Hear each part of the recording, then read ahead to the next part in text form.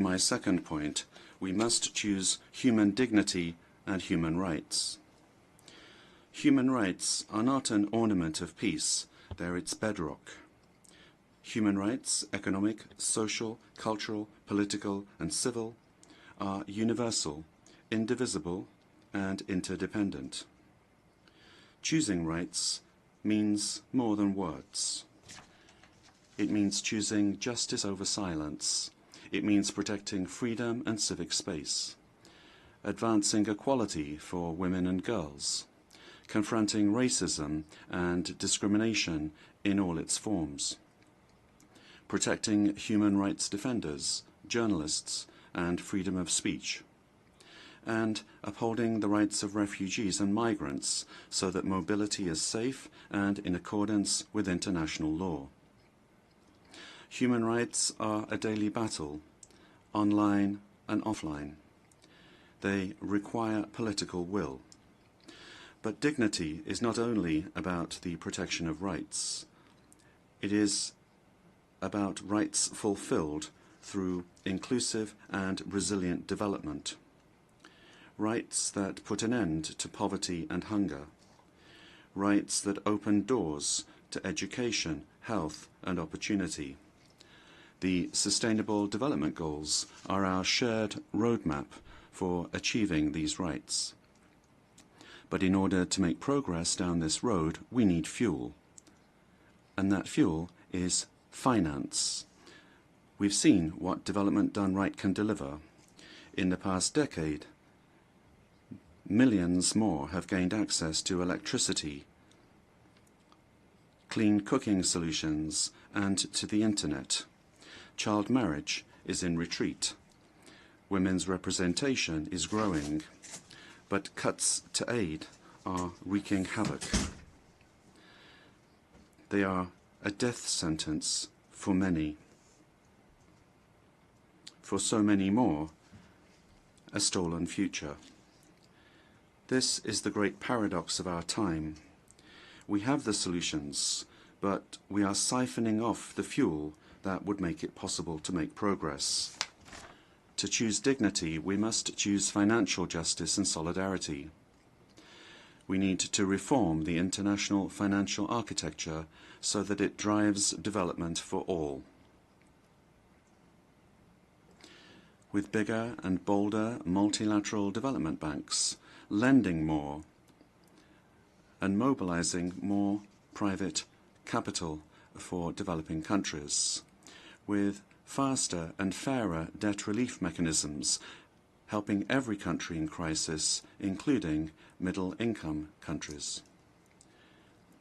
Protecting natural resources by tackling illicit financial flows and abusive tax practices that rob societies of their future.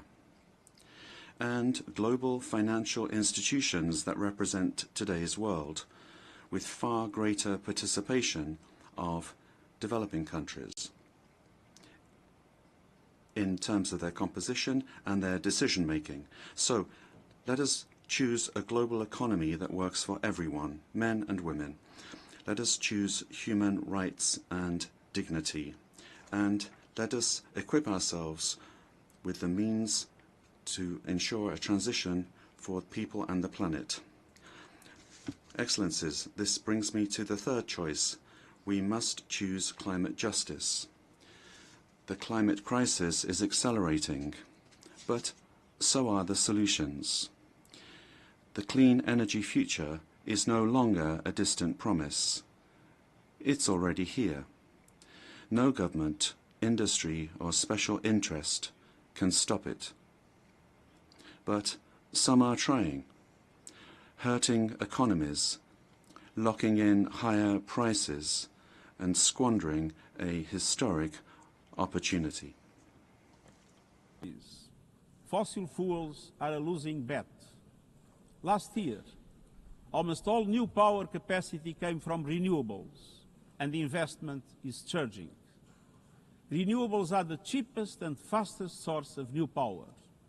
They create jobs, drive growth, shield economies from volatile oil and gas markets, connect the unconnected, and can free us from the tyranny of fossil fuels. But not at today's pace. Clean energy investment remains uneven. 21st century grids and storage are not rolling out fast enough. And public subsidies, taking from taxpayer money, still flow to fossil fuels over clean energy by a factor of 9 to 1. Meanwhile, emissions, temperatures, and disasters keep rising. And those least responsible suffer the most. Science says limiting global temperature rise to 1.5 degrees by the end of this century is still possible, but the window is closing.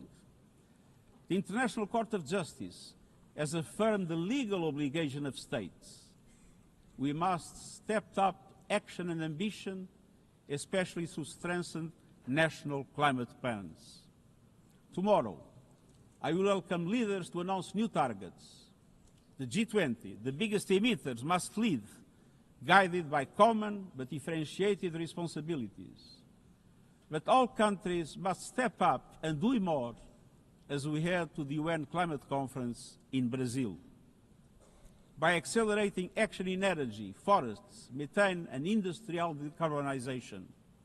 By defining a credible roadmap to mobilize $1.3 trillion annually in climate finance by 2035 for developing countries. By supporting just transitions, by doubling finance for adaptation to at least $40 billion this year, and rapidly deploying proven tools to unlock billions more in concessional finance. And by capitalizing the Loss and Damage Fund with significant contributions.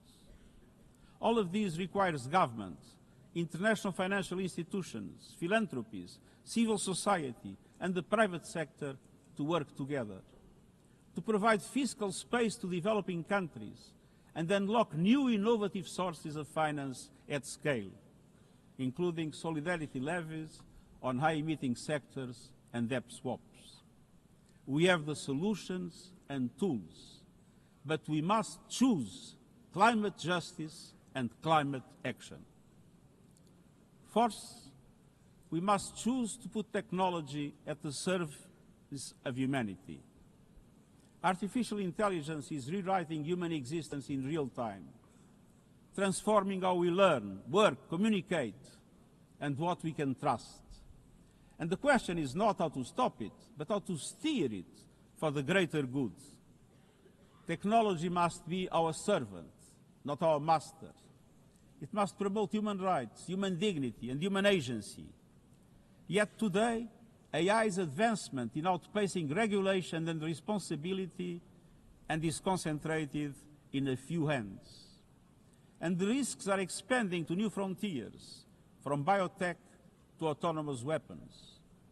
We are witnessing the rise of tools for mass surveillance, mass social control, mass disruption, and even mass destruction.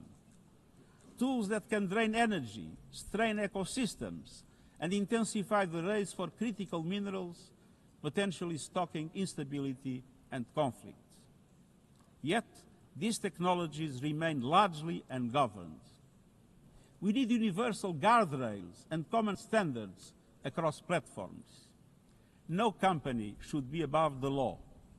No machines should decide who lives or dies. No system should be deployed without transparency, safety, and accountability. Last month, this Assembly took a historic step, establishing an independent international scientific panel on AI and an annual global dialogue on AI governance. Two new pillars of a shared architecture, connecting science with policy to bring clarity and foresight, enabling innovation to flourish while advancing our values and our rights, and ensuring governments, companies, and civil society can help shape common norms. We must build on these mechanisms and close the capacity gap. All countries must be able to design and develop AI, not just to consume it.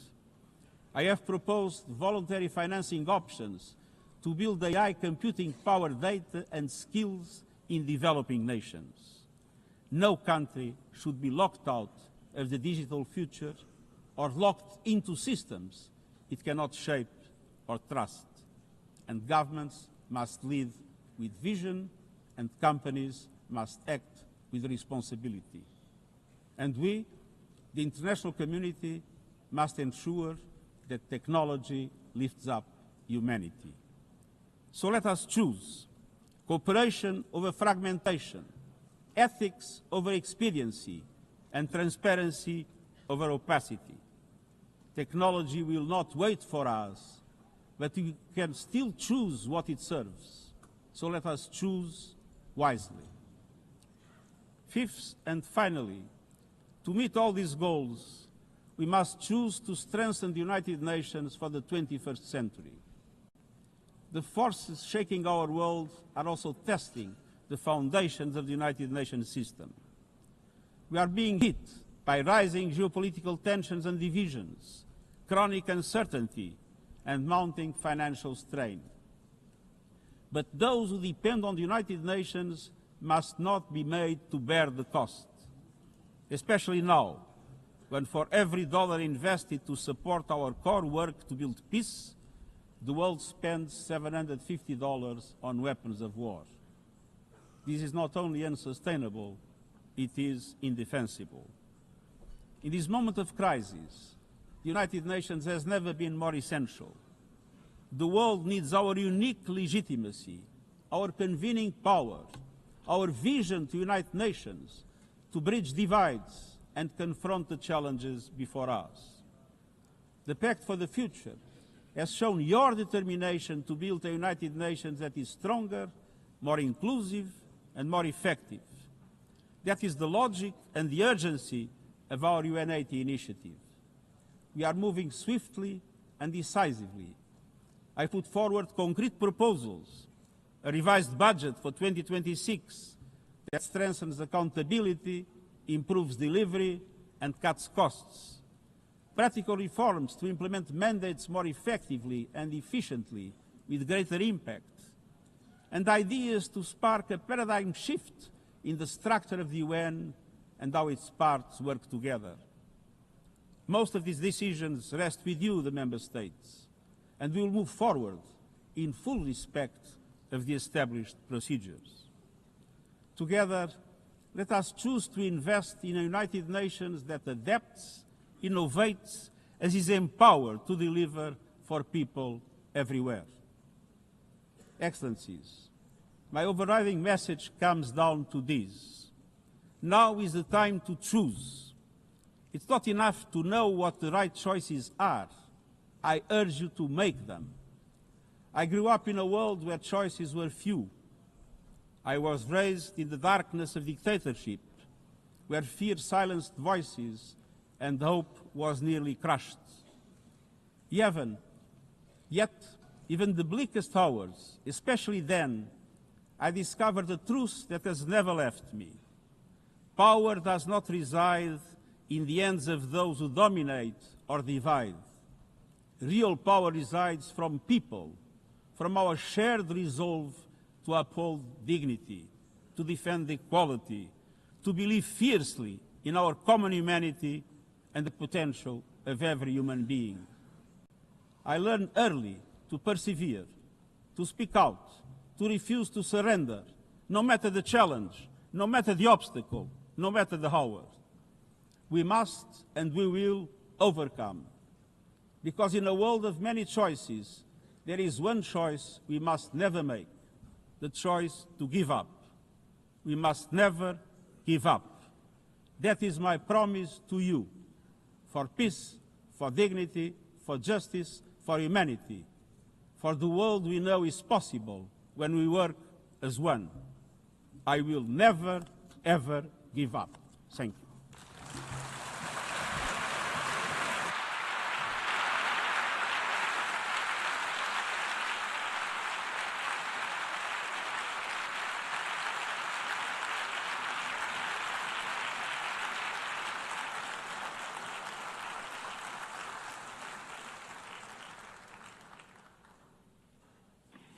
I thank the Secretary General. The Assembly will now turn to agenda item 8, entitled General Debate.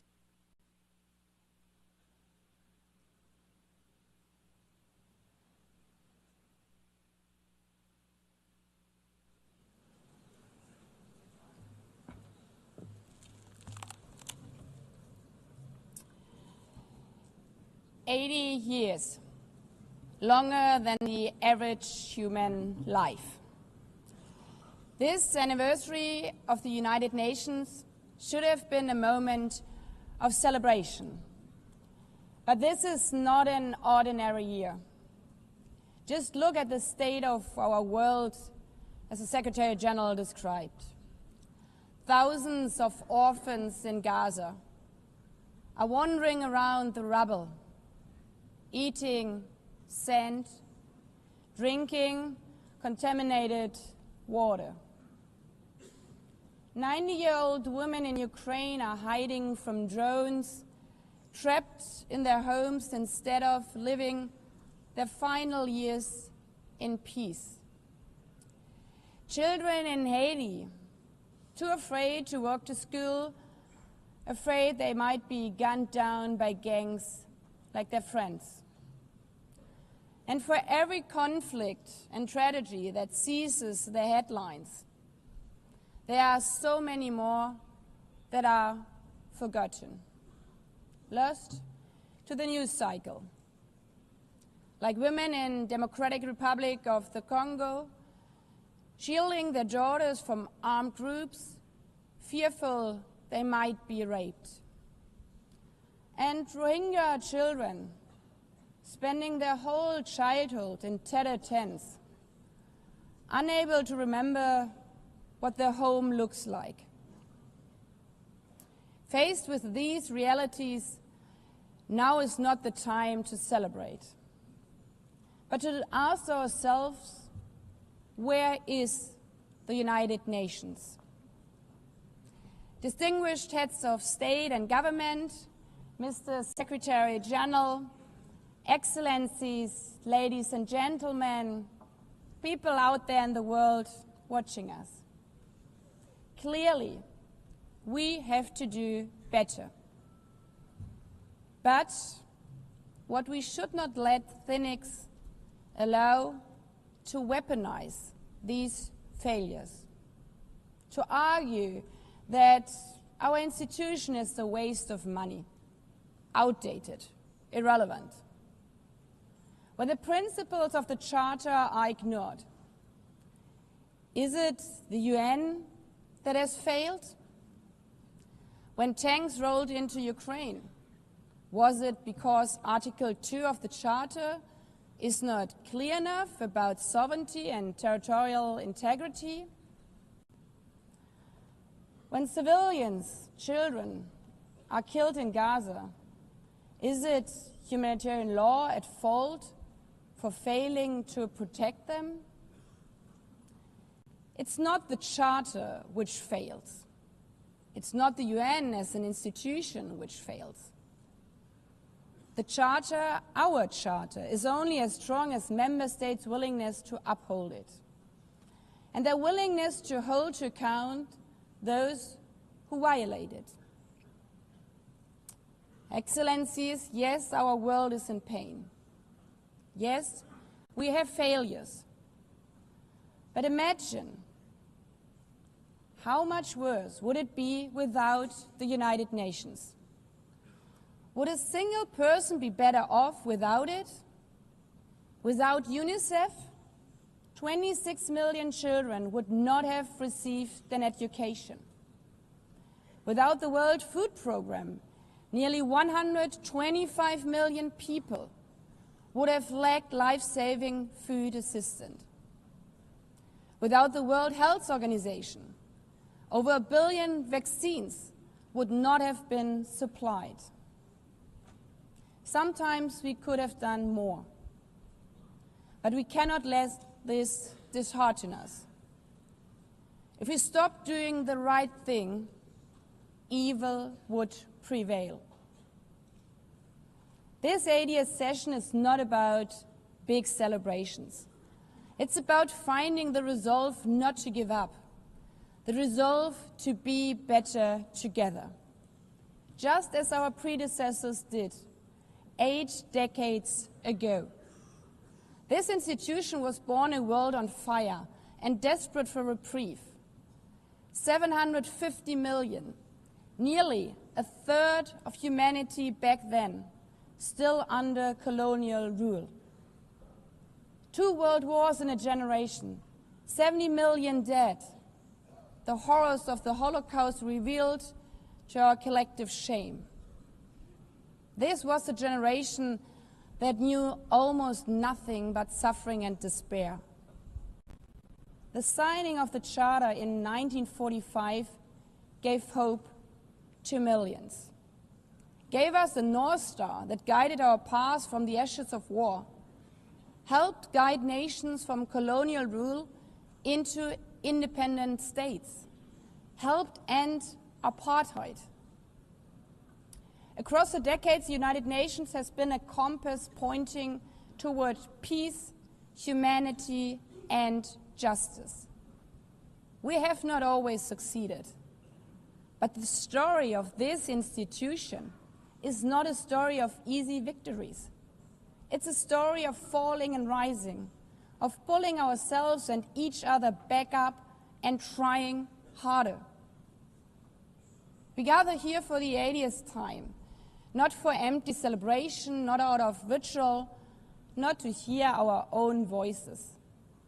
We gather to prove that this institution matters, and that through this institution, every nation represented here, no matter how big or small, can summon again the strength and unity first shown in San Francisco 80 years ago. The courage and resolve of world leaders who, even while some called them back then naive, believed they could build a better world from the wreckage of the old. They showed then what true leadership is. It's not about imposing your will or putting others down. True leadership is about lifting others up, not out of altruism, but for our mutual benefit, and even out of our self-interest. Because as our founders and every architect of peace since then has understood, helping others is what makes ultimately our own countries stronger. Could any state have faced the global pandemic alone? The virus did not have any passport. We were only able to solve it at the end with the support of the World Health Organization. The climate crisis does not stop at borders. CO2 emissions anywhere affect people everywhere. Even the wealthiest cities in the world cannot shield themselves from wildfires. And imagine coming here by plane. How safe would you feel to step into the next airplane if there were no International Civil Aviation Organization anymore, which is responsible for setting safety regulations for 5 billion passengers each year? How comfortable would you be with your children using the internet while AI is uncontrolled and unchecked, as the lines between what is real and fake start to blur? In this globalized, digitalized world, we work together or we suffer alone. Excellencies, the theme of this milestone session and the high-level week is therefore better together. 80 years and more for peace, development, and human rights. Will living up to that be easy? No. But this hall was not built for easy times. It was built to come together to confront the hardest topics. This session is a session where the high-level week is about resolving differences. We showed some of it yesterday already. But even the house of dialogue and diplomacy needs a renovation. That is why the UN80 initiative and the wider reform process are not luxuries, but necessities. We are literally now at a crossroads, a make it or break it moment, politically, financially. Therefore, we have to deliver a United Nations that is agile, cost-effective, and fit for purpose. Member States have to give the Secretary General and this process their full support, because reform cannot stop in New York. It must carry through to every capital. That includes delivering the Pact for the Future and accelerating progress on the Sustainable Development Goals. Again, this is not about charity.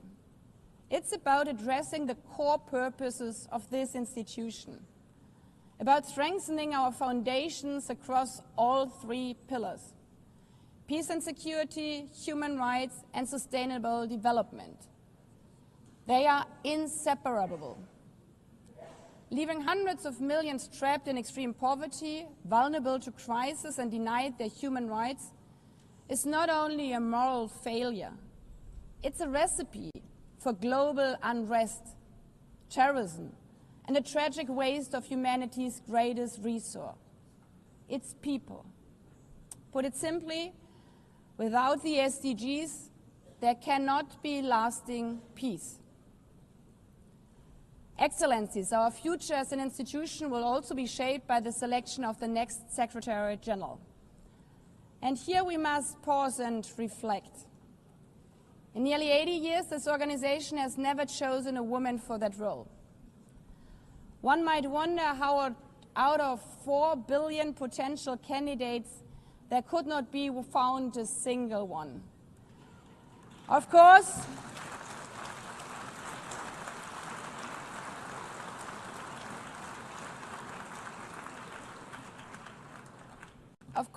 the choice rests with member states. But those of you having been there yesterday celebrating Beijing, one strong female leader after the other from all our continents. Like 80 years ago, we are standing at a crossroads. And it's up to us, to every single member state, to live up to the same leadership as your predecessors did, to act when action is needed, to uphold the principles of our Charter, to be better together, to show the people around the world that this United Nation is there, today, tomorrow, and for the next 8 decades. Because, after all, it's the life insurance for every country.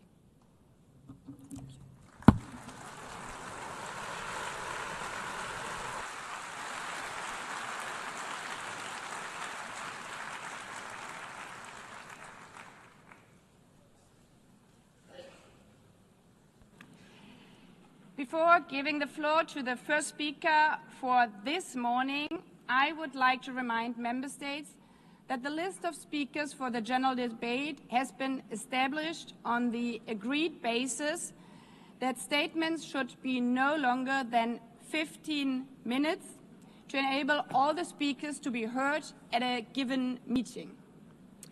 Within this time frame, I would like to appeal to speakers to deliver their statements at a reasonable pace so that interpretation into the other official languages may be provided properly. I would also like to draw your attention to the decision taken by the Assembly at previous sessions, namely that the practice of expressing congratulations inside the Assembly Hall after speech has been delivered is strongly discouraged. After delivering their statements from the rostrum, speakers are invited to exit the hall through room JA200, located behind the podium, before returning to their seats. May I take it that the Assembly agrees to proceed in this manner? It's so decided. Finally, I should like to draw the attention of member states that during the general debate, official photographers are in the room and will take official photographs of all speakers by the Department of Global Communications. Members interested in obtaining these photographs are requested to contact the photo library of the United Nations. By this, the Assembly will hear an address by His Excellency Luiz Inácio Lula da Silva, President of the Federative Republic of Brazil. I request the protocol to escort His Excellency and invite him to address the Assembly.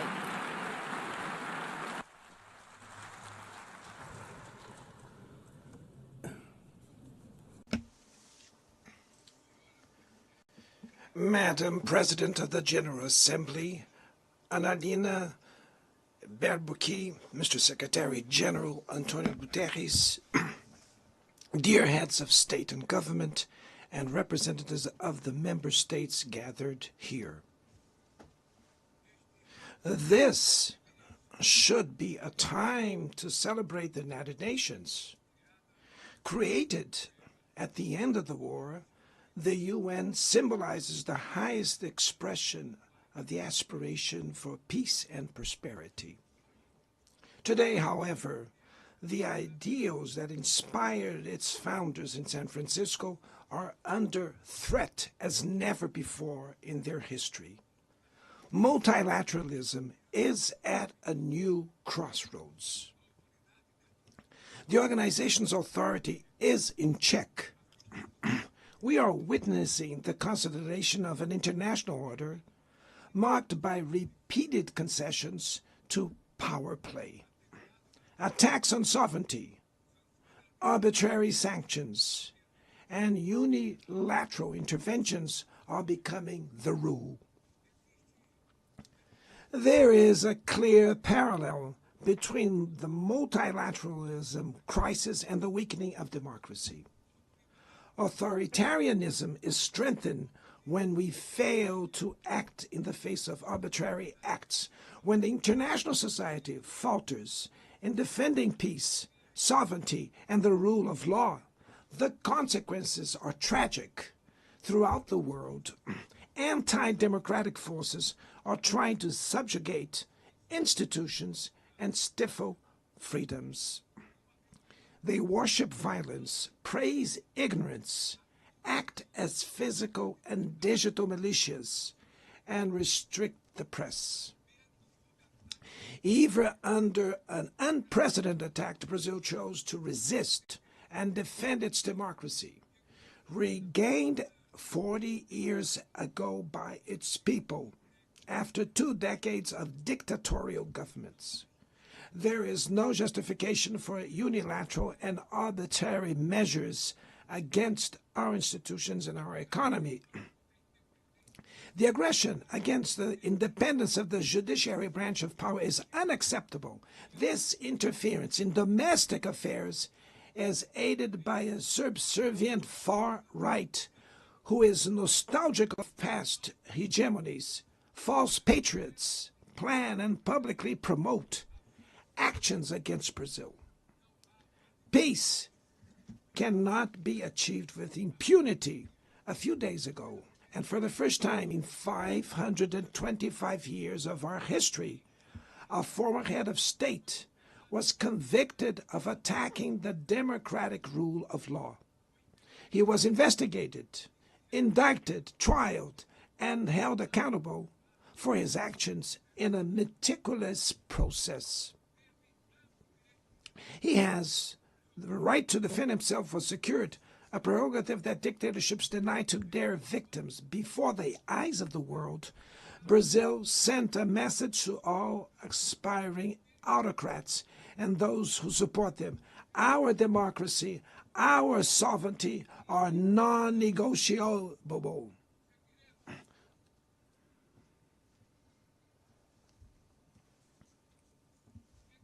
We will continue as an independent nation and as a people free from any type of guardianship. Sound democracies go beyond the electoral ritual. Its strength presupposes the reduction of inequalities, the guarantee of the most basic rights: food, safety, work, housing, education, and health.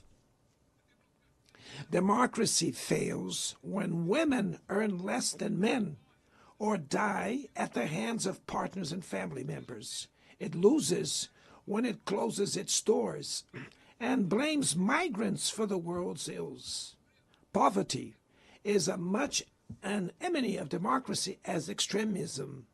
Therefore, we were proud to receive confirmation from FAO that Brazil has once again left the hunger map in this year, 2025. But in the world, there are still 670 million hungry people, and about 2.3 billion face food insecurity. The only war of which everyone can emerge victorious is the one we wage against hunger and poverty. This is the goal of the global alliance we launched at the G20 and which has the support of 103 countries. The international community needs to revise its priorities, reduce arms spending, and increase development aid. Relieve the service of the foreign debt of the poorest countries, above all African nations, and set minimum global tax standards so that the super rich pay more taxes than workers. Democracy is also measured by the ability to protect families and the childhood. Digital platforms offer possibilities for us to come together in ways we never imagined. But they have been used for sowing intolerance, misogyny, xenophobia, and misinformation. The internet cannot be a land of lawlessness. It's up to governments to protect the most vulnerable.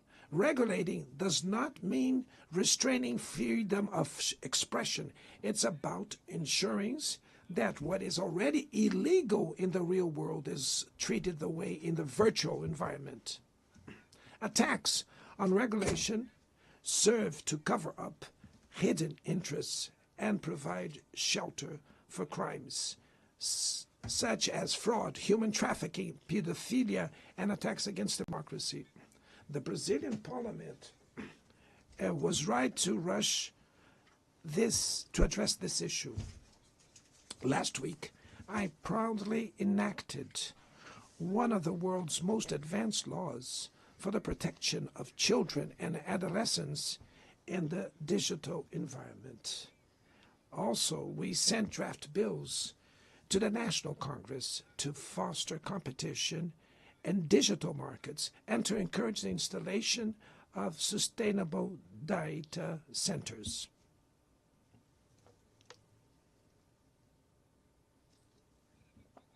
To mitigate the risks of artificial intelligence, we are committed to building multilateral governance in line with the Global Digital Compact that was approved in this plenary last year. Ladies and gentlemen, Your Excellencies, in Latin America and the Caribbean, we are experiencing a time of growing polarization and instability. Maintaining the region as a zone of peace is and was our priority. We are a continent free of weapons of mass destruction, without ethnic or religious conflicts. The comparison between crime and terrorism is worrying. The most effective way to combat drug trafficking is to cooperate to suppress money laundering and limit arms trade. Using lethal force in situations that do not constitute armed conflict is tantamount to executing people without trial. Other parts of the planet have already witnessed interventions that cause greater damage than intended, with serious humanitarian consequences. The path to dialogue must not be closed in Venezuela. Haiti has the right to a violence-free future, and it is unacceptable that Cuba be listed as a country that sponsors terrorism. In the conflict in Ukraine,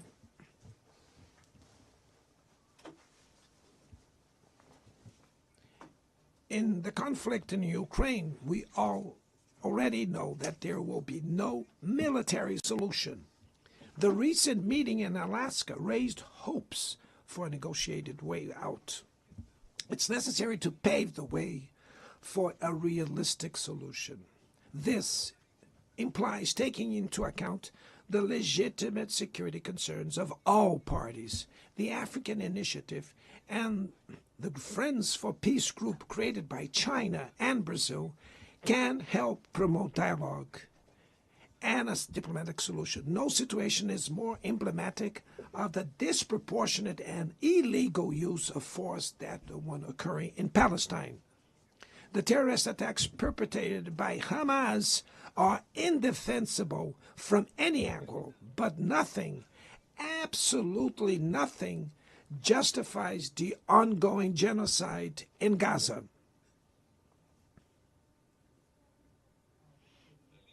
There, under tons of rubble, are buried tens of thousands of innocent women and children. There, we can see that international humanitarian law and the myth of ethical exceptionalism of the West are also being buried there. This massacre would not have happened without the complicity of those who could have prevented it. In Gaza, hunger is used as a weapon of war, and the forced displacement of populations goes on unpunished. I express my admirations to the Jews who, inside and outside Israel, oppose this collective punishment. The Palestinian people are at risk of disappearing.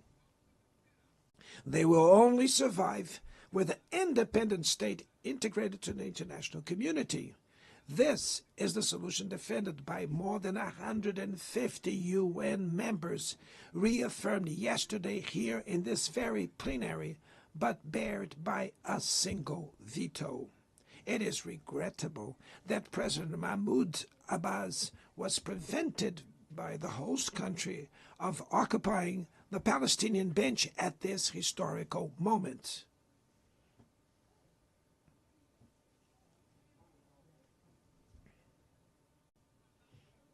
The spread of this conflict to Lebanon, Syria, Iran, Qatar is fueling an unprecedented arms build-up. Madam President, bombs and nuclear weapons will not protect us from the climate crisis. The year of 24 was the warmest already registered. COP30 in the city of Belém, Brazil, will the cope of truth.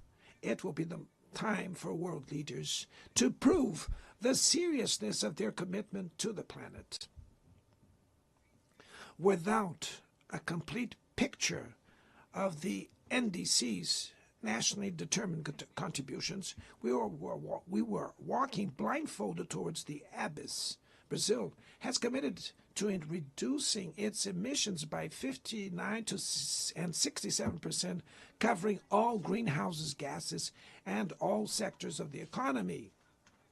Developing nations face climate change while grappling with other challenges. Meanwhile, rich countries enjoy a standard of living reached at the expense of 200 years of greenhouse gas emissions, demanding greater ambition and greater access to resources and technology. It's not a matter of charity, but of justice.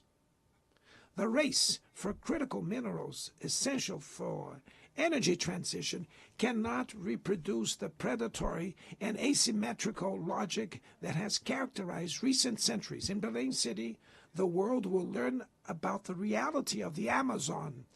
Brazil has already reduced deforestation by half in the region in the last 2 years. Eradicating it requires ensuring decent living conditions for its millions of inhabitants. Promoting sustainable development is the objective of the Tropical Forest Forever facility, which Brazil intends to launch to compensate countries that keep their forests standing. But the time has come to move from the negotiation phase to the implementation stage. The world owes a lot to the regime created by the Climate Convention. Climate change needs to be brought to the heart of the UN so that it gets the attention it deserves. A council linked to the General Assembly with the power and legitimacy to monitor commitments provide coherence to climate action. This is a fundamental step towards a broader reform of the organization, which would also include an expanded Security Council in the 2 member categories. Few areas have worsened as much as the multilateral trading system.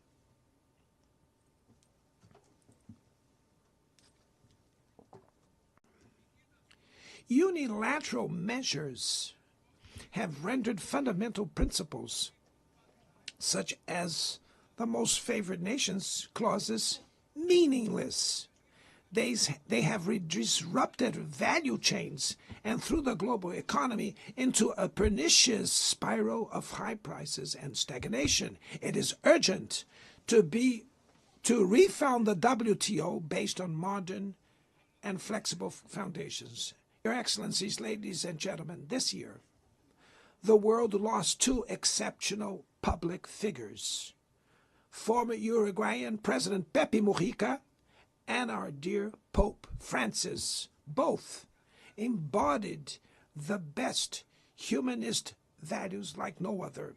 Their lives were intertwined with the 8 decades of the UN's existence. If they were still among us, they would use this platform to remember that authoritarianism, environmental degradation, and inequality are not relentless, that the only ones defeated are those who stand idly by resignate, and that we can defeat the false prophets and oligarchs who exploit fear and monetize hate, and that tomorrow is made of daily choices, and it takes courage to act to transform it. In the future that Brazil envisions, there is no room for the reenactment of ideological rivalries or spheres of influence. Confrontation is not inevitable. We need leaders with clear visions who understand that the international order is not a zero-sum game. The 21st century will be increasingly multipolar. For it to remain peaceful, it cannot fall to multilateral. Brazil is giving increasing importance to the European Union, the African Union, ASEAN, CELAC, BRICS, and the G20. The voice of the Global South must be heard. The UN has today almost 4 times more members than the 51 who were at its foundation. Our historic mission is to make it once again a barrier of hope and a promoter of equality, peace, sustainable development, diversity, and tolerance. May God bless us all. And thank you very much.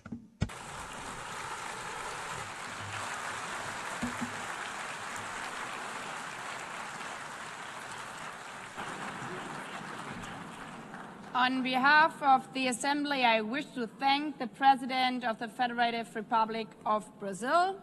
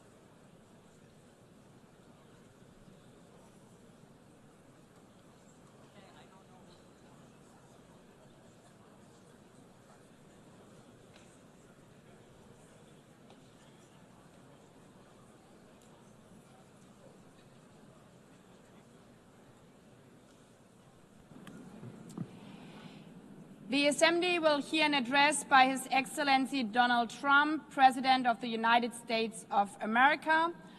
I request protocol to escort His Excellency and invite him to address the Assembly.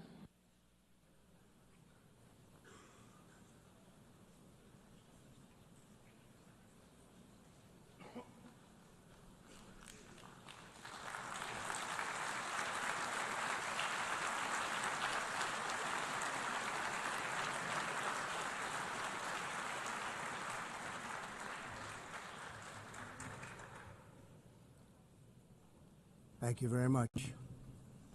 Very much appreciated.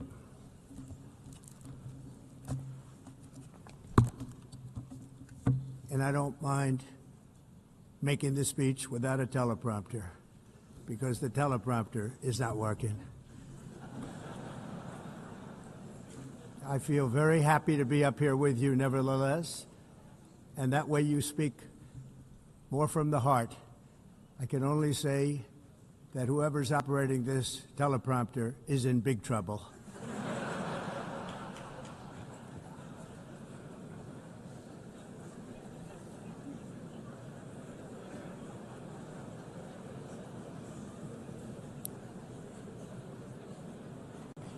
Hello, Madam First Lady.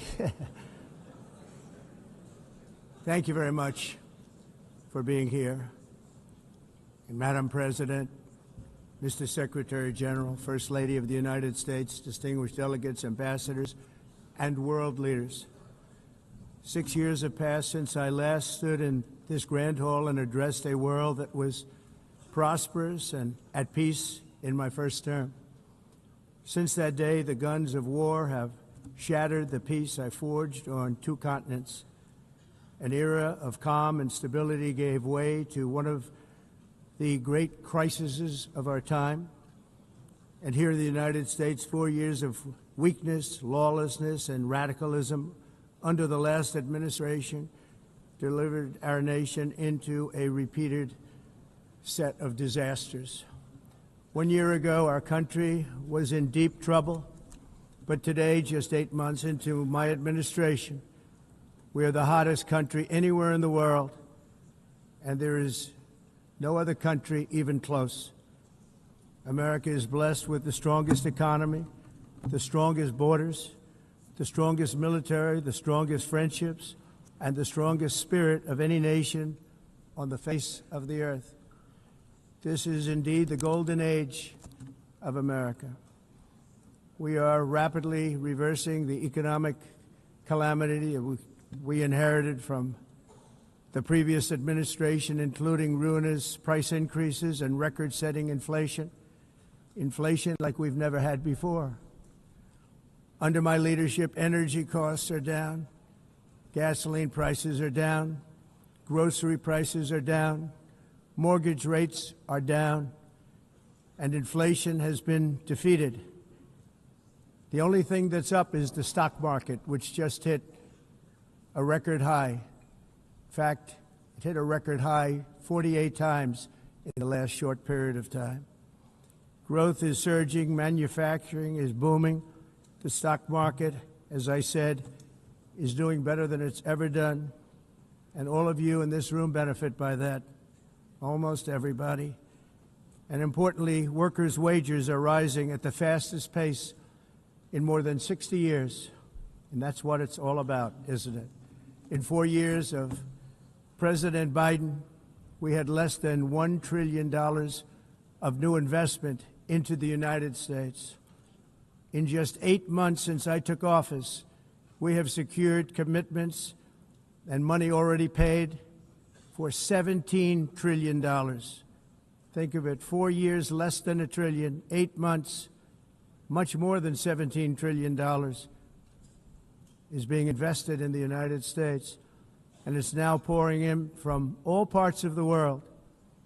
We've implemented the largest tax cuts in American history and the largest regulation cuts in American history, making this once and again the best country on earth to do business. And many of the people in this room are investing in America, and it's turned out to be an awfully good investment during this 8-month period. In my first term, I built the greatest economy in the history of the world. We had the best economy ever, history of the world. And I'm doing the same thing again, but this time it's actually much bigger and even better. The numbers far surpass my record-setting first term. On our southern border, we have successfully repelled a colossal invasion, and for the last 4 months, and that's 4 months in a row, the number of illegal aliens admitted and entering our country has been 0.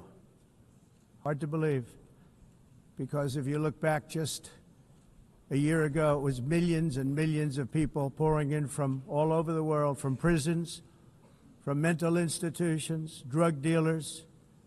All over the world they came. They just poured into our country with the ridiculous open border policy of the Biden administration. Our message is very simple. If you come illegally into the United States, you're going to jail, or you're going back to where you came from, or perhaps even further than that. You know what that means. I want to thank the country of El Salvador for the successful and professional job they've done in receiving and jailing so many criminals that entered our country. And it was under the previous administration that the number became record-setting, and they're all being taken out. We have no choice. And other countries have no choice, because other countries are in the exact same situation with immigration. It's destroying your country, and you have to do something about it. On the world stage, America is respected again like it has never been respected before. You think about 2 years ago, 3 years ago, 4 years ago, or 1 year ago, we were a laughingstock all over the world. At the NATO summit in June, virtually all NATO members formally committed to increase defense spending at my request from 2% to 5% of GDP, making our alliance far stronger and more powerful than it was ever before. In May, I traveled to the Middle East to visit my friends and rebuild our partnerships in the Gulf, and those valued relationships with Saudi Arabia, Qatar, and the UAE and other countries are now, I believe, closer than ever before. My administration has negotiated one historic trade deal after another, including with the United Kingdom, the European Union, Japan, South Korea, Vietnam, Indonesia, the Philippines, Malaysia, and many, many others. Likewise, in a period of just 7 months, I have ended 7 unendable wars. They said they were unendable. You're never going to get them solved. Some were going for 31 years, 2 of them, 31, think of it, 31 years. One was 36 years. One was 28 years. I ended 7 wars. And in all cases, they were raging with countless thousands of people being killed. This includes Cambodia and Thailand, Kosovo and Serbia, the Congo and Rwanda, a vicious, violent war that was, Pakistan and India, Israel and Iran, Egypt and Ethiopia, and Armenia and Azerbaijan. It included all of them. No president or prime minister, and for that matter, no other country has ever done anything close to that. And I did it in just 7 months. It's never happened before. There's never been anything like that. I'm very honored to have done it. It's too bad that I had to do these things instead of the United Nations doing them. And sadly, in all cases, the United Nations did not even try to help in any of them. I ended 7 wars, dealt with the leaders of each and every one of these countries, and never even received a phone call from the United Nations offering to help in finalizing the deal. All I got from the United Nations was an escalator that on the way up stopped right in the middle. If the First Lady wasn't in great shape, she would have fallen, but she's in great shape. We're both in good shape. We both stood. And then a teleprompter that didn't work. These are the two things I got from the United Nations, a bad escalator and a bad teleprompter. Thank you very much. And by the way, it's working now. It just went on. Thank you. I think I should just do it the other way. It's easier. Thank you very much. I didn't think of it at the time because I was too busy working to save millions of lives. That is the saving and stopping of these wars. But later I realized that the United Nations wasn't there for us. They weren't there. I thought of it really after the fact, not during these negotiations, which were not easy. That being the case, what is the purpose of the United Nations? The UN has such tremendous potential. I've always said it. It has such tremendous, tremendous potential, but it's not even coming close to living up to that potential. For the most part, at least for now, all they seem to do is write a really strongly worded letter and then never follow that letter up. It's empty words, and empty words don't solve war. The only thing that solves war and wars is action. Now, after ending all of these wars and also earlier negotiating the Abraham Accords, which is a very big thing for which our country received no credit, never receives credit. Everyone says that I should get the Nobel Peace Prize for each one of these achievements. But for me, the real prize will be the sons and daughters who live to grow up with their mothers and fathers, because millions of people are no longer being killed in endless and unglorious wars. What I care about is not winning prizes, it's saving lives. We saved millions and millions of lives with the 7 wars. And we have others that we're working on, and you know that. Many years ago, a very successful real estate developer in New York, known as Donald J. Trump, I bid on the renovation and rebuilding of this very United Nations complex. I remember it so well. I said at the time that I would do it for $500 million, rebuilding everything. It would be beautiful. I used to talk about, I'm going to give you marble floors. They're going to give you terrazzo. I'm going to give you the best of everything. You're going to have mahogany walls. They're going to give you plastic. But they decided to go in another direction, which was much more expensive at the time, and which actually produced a far inferior product. And I realized that they did not know what they were doing when it came to construction, and that their building concepts were so wrong, and the product that they were proposing to build was so bad and so costly. It was going to cost them a fortune. And I said, and wait till you see the overruns. Well, I turned out to be right. They had massive cost overruns and spent between $2 and $4 billion on the building and did not even get the marble floors that I promised them. You walk on terrazzo. Do you notice that? As far as I'm concerned, frankly, looking at the building and getting stuck on the escalator, they still haven't finished the job. They still haven't finished. That was years ago.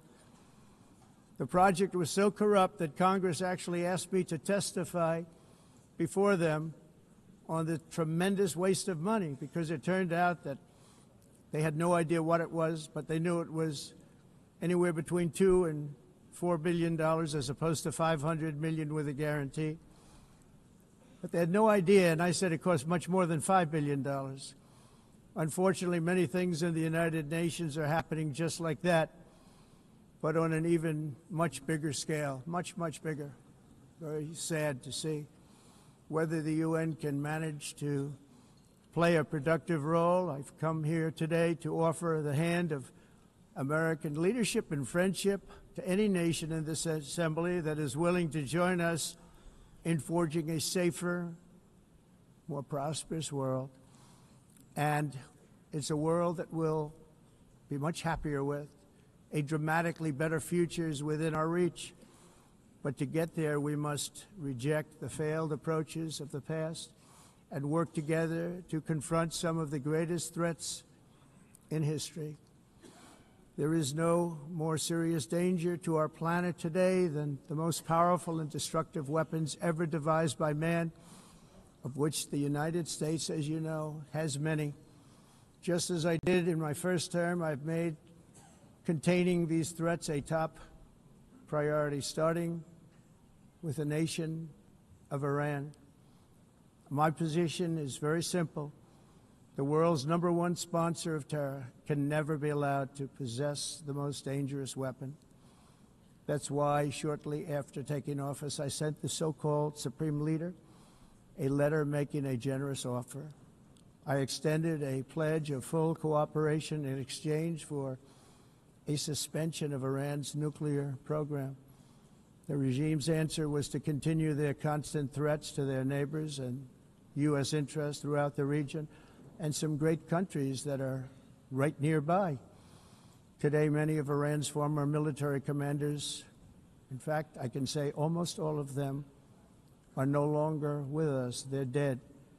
And 3 months ago, in Operation Midnight Hammer, 7 American B-2 bombers dropped the 14 30,000-pound each bombs on Iran's key nuclear facilities, totally obliterating everything. No other country on earth could have done what we did. No other country has the equipment to do what we did. We have the greatest weapons on earth. We hate to use them. But we did something that for 22 years people wanted to do. With Iran's nuclear enrichment capacity demolished, I immediately brokered an end to the 12-day war, as it's called, between Israel and Iran, with both sides agreeing to fight no longer. As everyone knows, I have also been deeply engaged in seeking a ceasefire in Gaza. Have to get that done. Have to get it done. Unfortunately, Hamas has repeatedly rejected reasonable offers to make peace. We can't forget October 7th, can we? Now, as if to encourage continued conflict, some of this body is seeking to unilaterally recognize a Palestinian state. The rewards would be too great for Hamas terrorists for their atrocities. This would be a reward for these horrible atrocities, including October 7th, even while they refuse to release the hostages or accept a ceasefire. Instead of giving to Hamas and giving so much, because they've taken so much, they have taken so much. This could have been solved so long ago. But instead of giving in to Hamas's ransom demands, those who want peace should be united with one message: release the hostages now. Just release the hostages now. Thank you.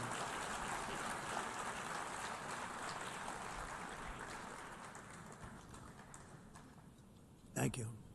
As we have got to come together, and we will come together, got to get it done. We have to stop the war in Gaza immediately. We have to stop it. We have to get it done. We have to negotiate, immediately have to negotiate peace. We got to get the hostages back. We want all 20 back. We don't want 2 and 4. As you know, I got, along with Steve Witkoff and others that helped us, Marco Rubio, we got most of them back. We were involved in all of them. But I always said the last 20 are going to be the hardest, and that's exactly what happened. We have to get them back now. We don't want to get back 2, and then another 2, and then 1, and then 3. Have this process. No, we want them all back, and we want the actually 38 dead bodies back, too. Those parents came to me, and they want them back, and they want them back very quickly and very badly. As though they were alive, they want them. They want them every bit as much as if their son or daughter were alive. I've also been working relentlessly, stopping the killing in Ukraine. I thought that would be, of the 7 wars that I stopped, I thought that would be the easiest because of my relationship with President Putin, which had always been a good one. I thought that was going to be the easiest one. But, you know, in war, you never know what's going to happen. There are always lots of surprises, both good and bad. Everyone thought Russia would win this war in 3 days, but it didn't work out that way. It was supposed to be just a quick little skirmish. It's not making Russia look good. It's making them look bad. No matter what happens from here on out, this was something that should have taken a matter of days, certainly less than a week, and they've been fighting for 3.5 years and killing anywhere from 5,000 to 7,000 young soldiers, mostly soldiers, on both sides, every single week, from 5,000 to 7,000 dead young people, and some in cities, much smaller numbers, where rockets are shot, where drones are dropped. This war would never have started if I were president. This was a war that should have never happened.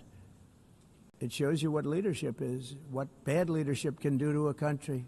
Look what happened to the United States, and look where we are right now in just a short period of time. The only question now is how many more lives will be needlessly lost on both sides. China and India are the primary funders of the ongoing war by continuing to purchase Russian oil. But inexcusably, even NATO countries have not cut off much Russian energy and Russian energy products, which, as you know, I found out about 2 weeks ago, and I wasn't happy. Think of it. They're funding the war against themselves. Who the hell ever heard of that one? In the event that Russia is not ready to make a deal to end the war, then the United States is fully prepared to impose a very strong round of powerful tariffs, which would stop the bloodshed, I believe, very quickly. But for those tariffs to be effective, European nations, all of you are gathered here right now, would have to join us in adopting the exact same measures. I mean, you're much closer to this. We have an ocean in between. You're right there. And Europe has to step it up.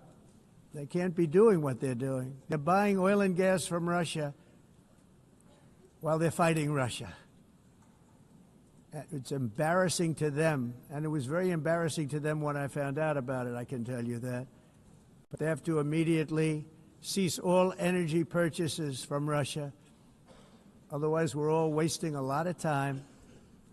So I'm ready to discuss this. We're going to discuss it today with the European nations, all gathered here. I'm sure they're thrilled to hear me speak about it, but that's the way it is. I like to speak my mind and speak the truth. As we seek to reduce the threat of dangerous weapons today, I'm also calling on every nation to join us in ending the development of biological weapons once and for all. And biological is terrible, and nuclear is even beyond, and we include nuclear in that.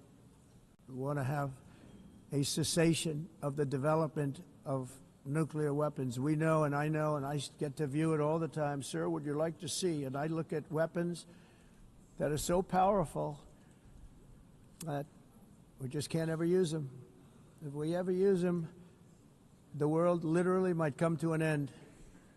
There would be no United Nations to be talking about. There would be no nothing. Just a few years ago, reckless experiments overseas gave us a devastating global pandemic.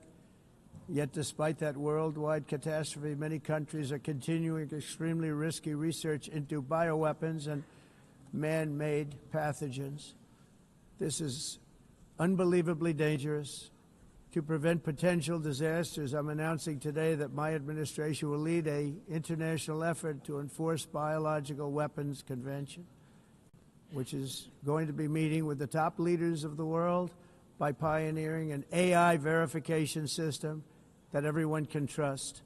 Hopefully the UN can play a constructive role, and it will also be one of the early projects under AI. Let's see how good it is, because a lot of people are saying it could be one of the great things ever, but it also can be dangerous, but it can be put to tremendous use and tremendous good, and this would be an example of that.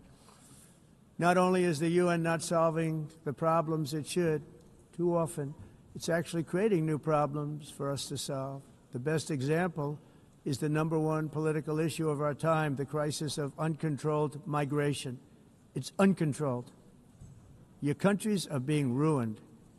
The United Nations is funding an assault on Western countries and their borders.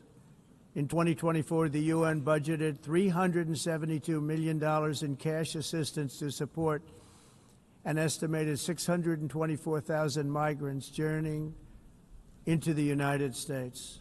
Think of that. The UN is supporting people that are illegally coming into the United States, and then we have to get them out. The UN also provided food, shelter, transportation, and debit cards to illegal aliens. Can you believe that? On the way to infiltrate our southern border. Millions of people came through that southern border. Just a year ago, millions and millions of people were pouring in, 25 million altogether over the 4 years of the incompetent Biden administration. And now we have it stopped, totally stopped. In fact, they're not even coming anymore because they know they can't get through. But what took place is totally unacceptable. The UN is supposed to stop invasions, not create them and not finance them. In the United States, we reject the idea that mass numbers of people from foreign lands can be permitted to travel halfway around the world, trample our borders, violate our sovereignty, cause unmitigated crime, and deplete our social safety net. We have reasserted that America belongs to the American people, and I encourage all countries to take their own stand in defense of their citizens as well. You have to do that because I see it. I'm not mentioning names. I see it, and I can call every single one of them out. You're destroying your countries. They're being destroyed. Europe is in serious trouble. They've been invaded by a force of illegal aliens like nobody's ever seen before. Illegal aliens are pouring into Europe. Nobody is ever, and nobody's doing anything to change it, to get them out. It's not sustainable. And because they choose to be politically correct, they're doing just absolutely nothing about it. And I have to say, I look at London, where you have a terrible mayor, terrible, terrible mayor, and it's been so changed, so changed. Now they want to go to Sharia law, but you're in a different country. You can't do that.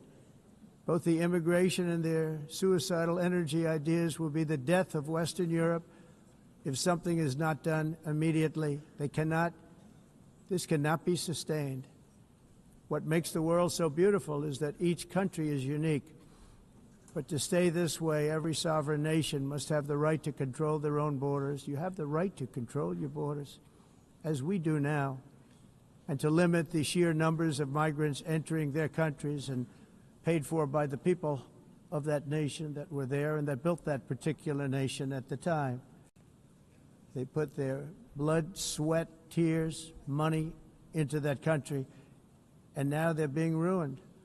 Proud nations must be allowed to protect their communities and prevent their societies from being overwhelmed by people they have never seen before, with different customs, religions, with different everything.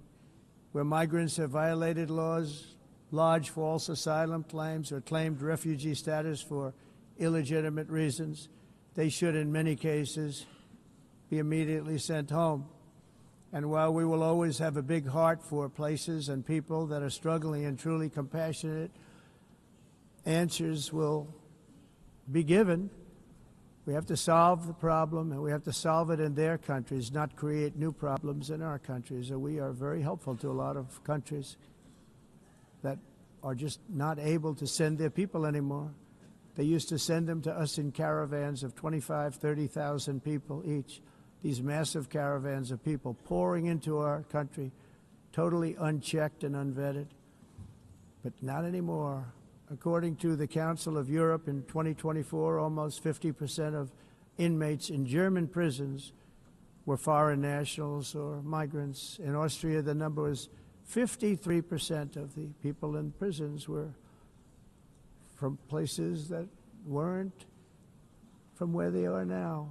In Greece, the number was 54%, and in Switzerland, beautiful Switzerland, 72% of the people in prisons are from outside of Switzerland. When your prisons are filled with so-called asylum seekers who repaid kindness, and that's what they did, they repaid kindness with crime, it's time to end the failed experiment of open borders. You have to end it now. See, I can tell you. I'm really good at this stuff. Your countries are going to hell. In America, we've taken bold action to swiftly shut down uncontrolled migration. Once we started detaining and deporting everyone who crossed the border, and removing illegal aliens from the United States, they simply stopped coming. They're not coming anymore. We're getting a lot of credit, but they're not coming anymore. This was a humanitarian act for all involved, because on the trips up, thousands of people a week were dying. Women were being raped. Nobody's ever seen anything like it. Raped, horribly beaten, raped. On the trip up, the journey up, it was a long walk. It was a long, arduous journey, indeed. And it was also a historic victory against human trafficking throughout the region. What we did was a victory, and we saved so many lives of people that wouldn't make the journey. That journey was loaded up with death. Loaded up with death. Dead bodies all along the roads of jungles to get up. They go through jungles, they go through areas so hot you couldn't breathe. They were dying of suffocation, areas so hot that you couldn't breathe. Dead bodies all over. By them not coming, we're saving tremendous numbers of lives.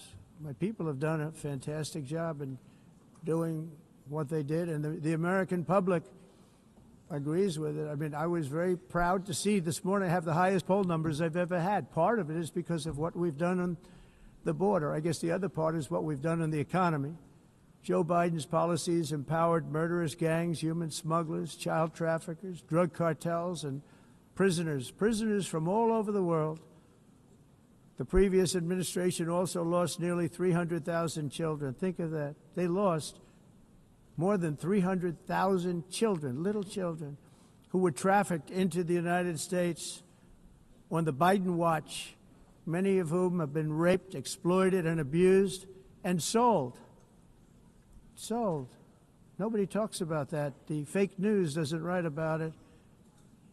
With many others, young children who are missing or dead. And we found a lot of these children, and we're sending them back, and we've been sending them back to their parents. They said, nobody knows who they are. They said, where do you come from? And they'll give us a country, and we'll find out, and we'll figure it out, and we'll bring them back to their homes. And the mother and father rush to the door, and their tears in their eyes. They can't believe that they're seeing their son or daughter, their little son or daughter again. We've done almost 30,000 of them so far. Any system that results in the mass trafficking of children is inherently evil. Yet that is exactly what the globalist migration agenda has done, and it's what it's all about. In America, those days, as you know, are over. The Trump administration is working, and we are continuing to work to track down the villains that are causing this problem, and also, as I said, to get back the 30,000 we've already returned. Now I think we're going to have another. We're going to find a lot. You're not going to find all of them. 300, more than 300,000. They're lost or they're dead. They're lost or they're dead because of the animals that did this. To protect our citizens, I've also designated multiple savage drug cartels as far as and you see this, and you see it happening right before your eyes. Let's put it this way. People don't like taking big loads of drugs in boats anymore. There aren't too many boats that are traveling on the seas by Venezuela. They tend not to want to travel very quickly anymore. And we've virtually stopped drugs coming into our country by sea. We call them the water drugs. They kill hundreds of thousands of people. I've also designated multiple savage drug cartels as far as foreign terrorist organizations, along with two bloodthirsty transnational gangs, probably the worst gangs anywhere in the world, MS-13 and Tren de Aragua. Tren de Aragua is from Venezuela, by the way. Such organizations torture, maim, mutilate, and murder with impunity. They're the enemies of all humanity. For this reason, we've recently begun using the supreme power of the United States military to destroy Venezuelan terrorists and trafficking networks led by Nicolas Maduro. To every terrorist thug smuggling poisonous drugs into the United States of America, please be warned that we will blow you out of existence. That's what we're doing. We have no choice. Can't let it happen. They're destroying I believe we lost 300,000 people last year to drugs, 300,000. Fentanyl and other drugs. Each boat that we sink carries drugs that would kill more than 25,000 Americans.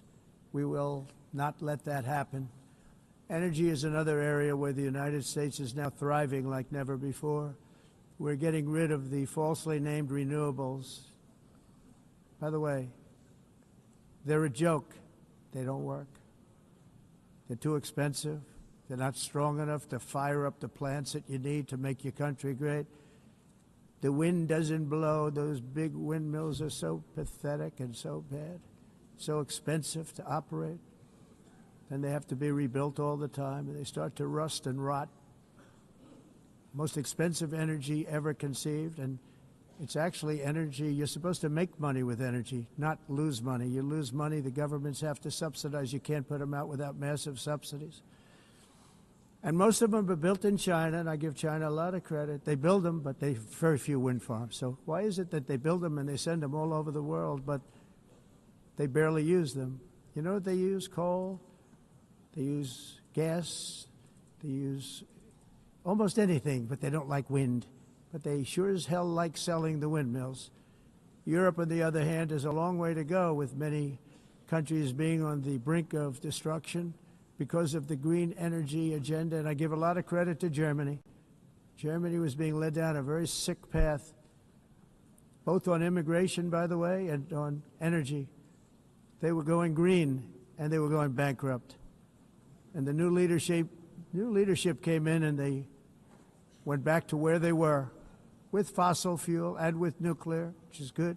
It's now safe, and you can do it properly. But they went back to where they were, and they opened up a lot of different plants, energy-producing plants, and they're doing well. I give Germany a lot of credit for that. They've said this is a disaster, what's happening. They were going all green. All green is all bankrupt. That's what it represents. And it's not politically correct. I'll be very badly criticized for saying it, but I'm here to tell the truth. I don't care. It doesn't matter to me. I'm in New York City. I'm feeling a lot safer. Crime, we're getting crime down. And by the way, speaking of crime, Washington, D.C. Washington, D.C. was the crime capital of America. Now it's a totally, after 12 days, it's a totally safe city. Everyone's going out to dinner. They're going out to restaurants. Your wife can walk down the middle of the street with or without you. Nothing's going to happen. My people have done a fantastic job. And yes, I called in the National Guard, and the National Guard took care of business, and they weren't politically correct, but they took care of business. We got 1,700 career criminals out, brought them back to where they came from, the countries where they came from, or put them in jails. Washington, D.C. is now a totally safe city again, and I welcome you to come. In fact, we'll have dinner together at a local restaurant, and we'll be able to walk. We don't have to go by an armor-plated vehicle. We'll walk right over there from the White House. They've given up their powerful edge, a lot of the countries that we're talking about, in oil and gas, such as essentially closing the great North Sea oil. Oh, the North Sea, I know it so well. Aberdeen was the oil capital of Europe, and there's tremendous oil that hasn't been found in the North Sea, tremendous oil. And I was with the Prime Minister I respect and like a lot, and I said, you're sitting with the greatest asset. They essentially closed it by making it so highly taxed that no developer, no oil company can go there. They have tremendous oil left, and more importantly, they have tremendous oil that hasn't even been found yet. And what a tremendous asset for the United Kingdom. And I hope the Prime Minister is listening, because I told it to him 3 days in a row. That's all he heard. North Sea oil, North Sea, because I want to see them do well. I want to stop seeing them ruining that beautiful Scottish and English countryside with windmills and massive solar panels that go 7 miles by 7 miles, taking away farmland. But we're not letting this happen in America. In 1982, the executive director of the United Nations Environmental Program predicted that by the year 2000, climate change would cause a global catastrophe. He said that it will be irreversible, as any nuclear holocaust would be. This is what they said at the United Nations. What happened? Here we are. Another UN official stated in 1989 that within a decade, entire nations could be wiped off the map by global warming. Not happening. You know, it used to be global cooling. If you look back years ago in the 1920s and the 1930s, they said, global cooling will kill the world. We have to do something. Then they said global warming will kill the world. But then it started getting cooler, so now they could just call it climate change, because that way they can't miss. It's climate change. Because if it goes higher or lower, whatever the hell happens, there's climate change. It's the greatest con job ever perpetrated on the world, in my opinion. Climate change, no matter what happens, you're involved in that. No more global warming, no more global cooling. All of these predictions made by the United Nations and many others, often for bad reasons, were wrong.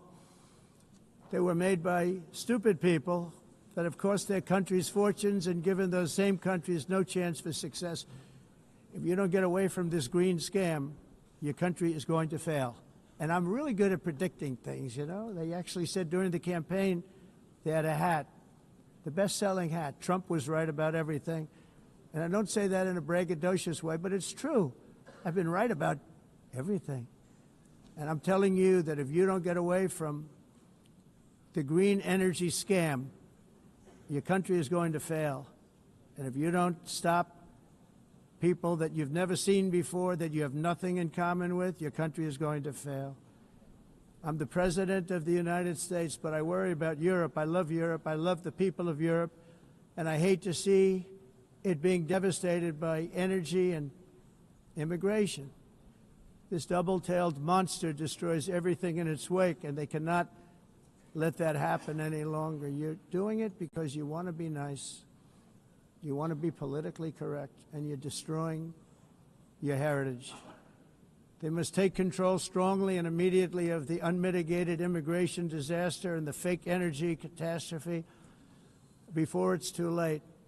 The carbon footprint is a hoax made up by people with evil intentions, and they're heading down a path of total destruction. You know, the carbon footprint was a big, big thing a few years ago. I remember hearing about the carbon footprint, and then President Obama would get into Air Force One, a massive Boeing 747, and not a new one, an old one with old engines that spew everything into the atmosphere. He'd talk about the carbon footprint, we must do so. Then he'd get in and he'd fly from Washington to Hawaii to play a round of golf. And then he'd get back onto that big, beautiful plane and he'd fly back and he'd talk about, again, global warming and the carbon footprint. It's a con job. At extreme cost and expense, Europe reduced its own carbon footprint by 37%. Think of that. Congratulations, Europe. Great job. You cost yourself a lot of jobs, a lot of factories closed, but you reduced the carbon footprint by 37%. However, for all of that sacrifice and much more, it's been totally wiped out and then some by a global increase of 54%. Much of it coming from China and other countries that are thriving around China, which now produces more CO2 than all the other developed nations in the world. So all of these countries are working so hard on the carbon footprint, which is nonsense, by the way. It's nonsense. You know, it's interesting. In the United States, we have still radicalized environmentalists, and they want the factories to stop. Everything should stop. No more cows. We don't want cows anymore. I guess they want to kill all the cows. They want to do things that are just unbelievable, and you have it too. But, you know, we have a border, strong, and we have a shape, and that shape doesn't just go straight up. That shape is amorphous when it comes to the atmosphere. And if we had the most clean air, and I think we do, we have very clean air. We have the cleanest air we've had in many, many years. But the problem is that other countries, like China, which has air that's a little bit rough, it blows. And no matter what you're doing down here, the air up here tends to get very dirty because it comes in from other countries where their air isn't so clean. And the environmentalists refuse to acknowledge that. Same thing with garbage. In Asia, they dump much of their garbage right into the ocean. And over about a 1 week and 2 week journey, it flows right past Los Angeles. You've seen it. Massive amounts of garbage, almost too much to do anything about, flowing past Los Angeles, past San Francisco, and then somebody will get in trouble because he dropped a cigarette on the beach. The whole thing is crazy. The primary effect of these brutal green energy policies has not been to help the environment, but to redistribute manufacturing and industrial activity from developed countries that follow the insane rules that are put down to polluting countries that break the rules and are making a fortune. They're making a fortune. European electricity bills are now 4 to 5 times more expensive than those in China and 2 to 3 times higher than the United States. And our bills are coming way down. You probably see that our gasoline prices are way down. You know, we have an expression, drill. Nós reduzimos os custos de energia porque nós faremos, como a expressão, vamos fazer tudo isso, reduzir os custos de energia e os custos diminuíram nos Estados Unidos. Common to see one. Por exemplo, se você olhar nos países em faturas de energia, nós não mas nós nos Estados Unidos conseguimos usar eles e evitar aumento da temperatura, porque é muito caro também usar nada e ninguém usa tudo isso. A mudança.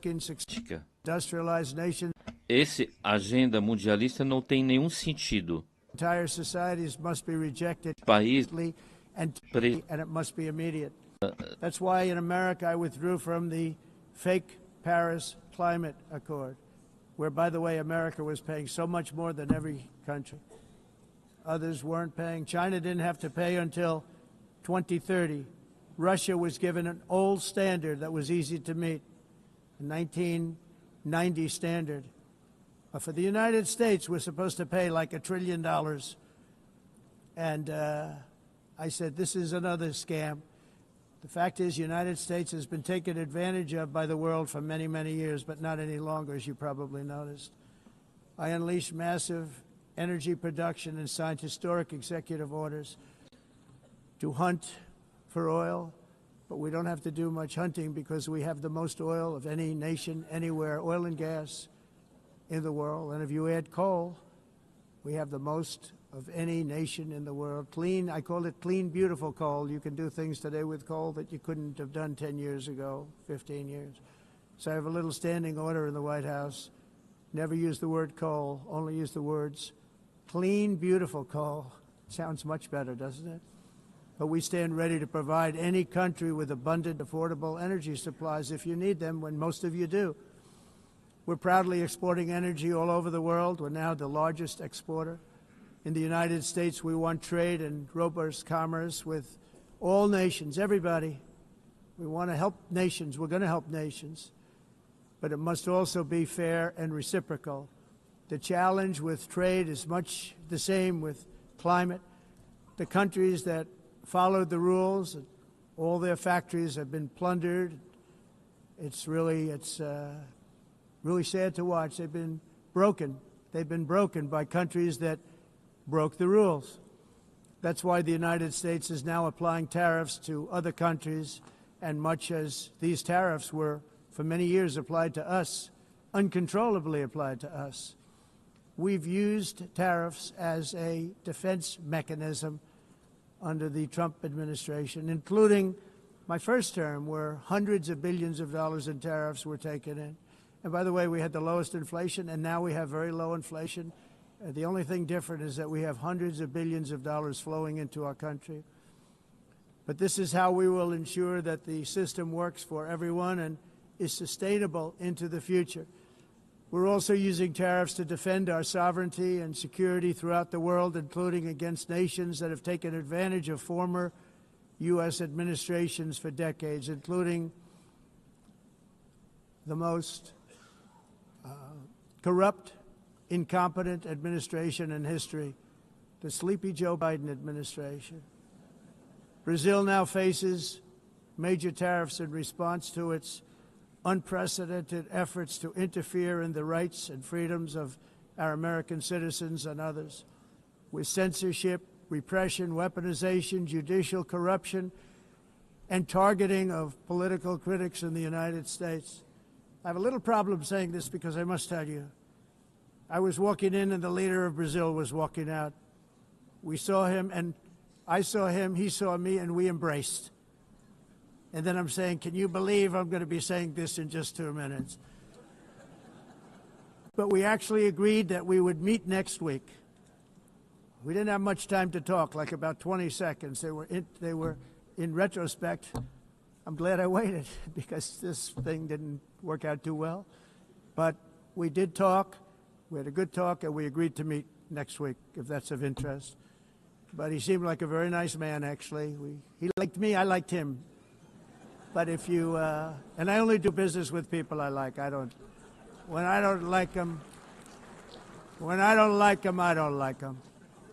But we had, at least for about 39 seconds, we had excellent chemistry. It's a good sign. But also in the past, Brazil, can you believe this, unfairly tariffed our nation, but now because of our tariffs, we are hitting them back, and we're hitting them back very hard. As president, I will always defend our national sovereignty and the rights of American citizens. So I'm very sorry to say this, that Brazil is doing poorly and will continue to do poorly. They can only do well when they're working with us. Without us, they will fail, just as others have failed. It's true. Next year, the United States will celebrate the 250th anniversary of our glorious independence, a testament to enduring power and American freedom and spirit. We will also be proudly hosting the 2026 FIFA World Cup, and shortly thereafter, the 2028 Olympics, which is going to be very exciting. I hope you all come. I hope that countless people from all over the globe will take part of these will be great celebrations of liberty and human achievement, and that together we all can rejoice in the miracles of history that began in July 4th, 1776, when we founded the light to all nations. And it's something really that an amazing thing came out of that date. It's called the United States of America. In honor of this momentous anniversary, I hope that all countries who find inspiration in our example will join us in renewing our commitment, values, and those values, really, that we hold so dear. Together, let us defend free speech and free expression. Let us protect religious liberty, including for the most persecuted religion on the planet today. It's called Christianity. And let us safeguard our sovereignty and cherish qualities that have made each of our nations so special, incredible, and extraordinary. In closing, I just want to repeat that immigration and the high cost of so-called green renewable energy is destroying a large part of the free world and a large part of our planet. Countries that cherish freedom are fading fast because of their policies on these two subjects.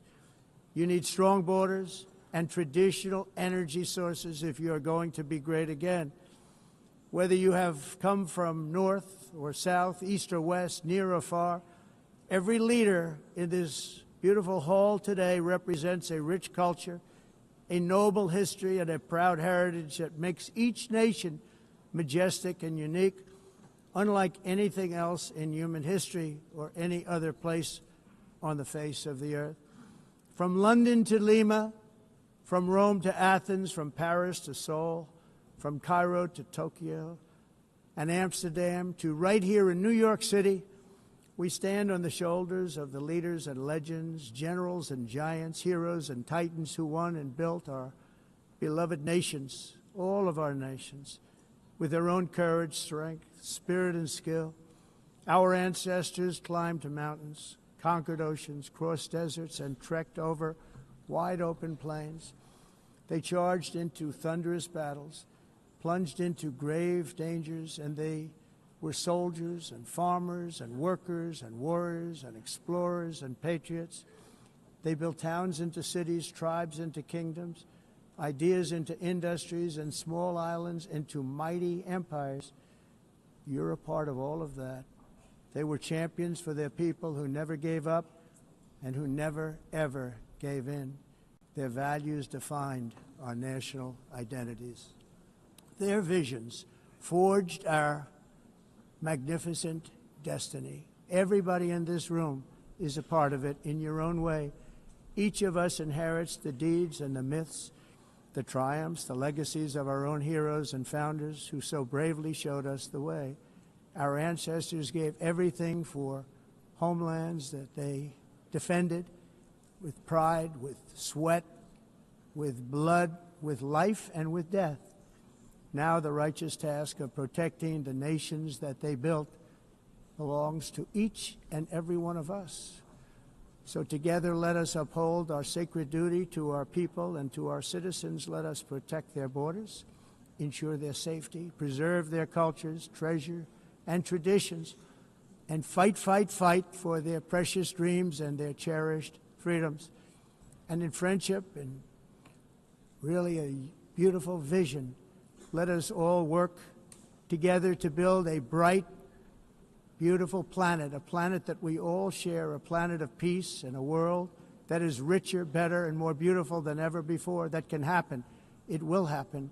It will happen, and I hope it can happen and start right now, right at this moment. We'll turn it around. We're going to make our countries better, safer, more beautiful. We're going to take care of our people. Thank you very much. It's been an honor. God bless the nations of the world. Thank you very much. Bye.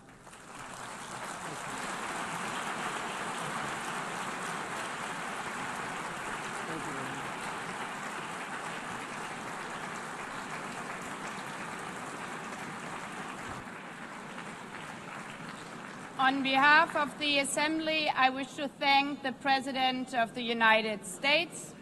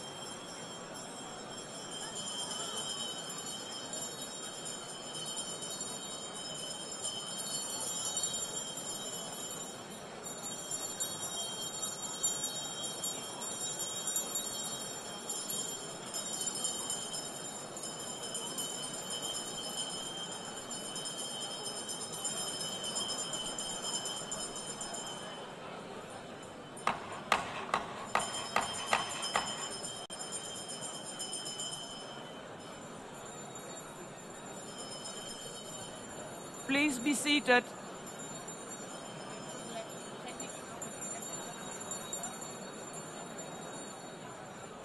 Please be seated.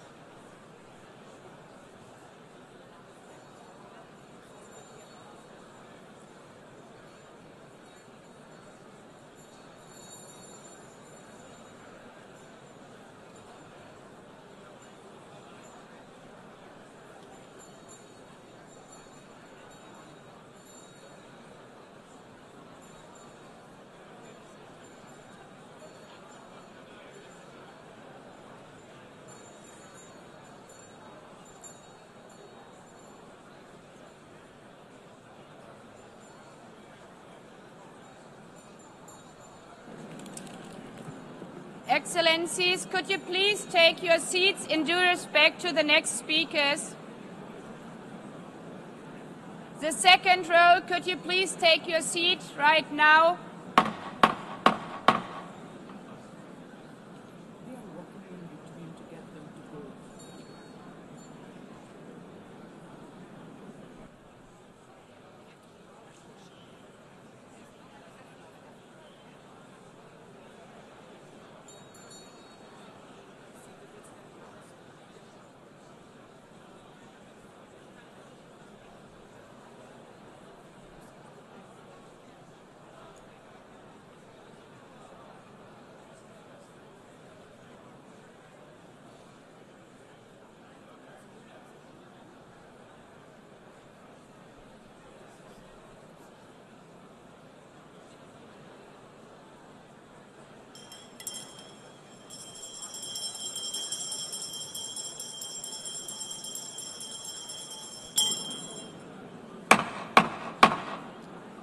Please take a seat now.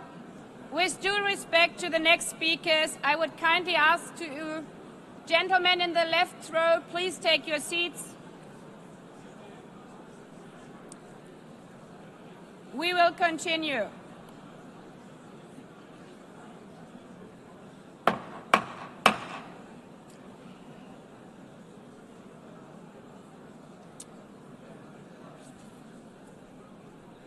Excellencies, as we are receiving queries, I would like to assure you that don't worry, the UN teleprompters are working perfectly.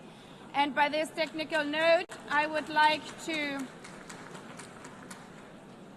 call on the next speaker. The Assembly will hear an address by His Excellency Prabowo Subianto, President of the Republic of Indonesia. I request protocol to escort His Excellency and invite him to address the Assembly.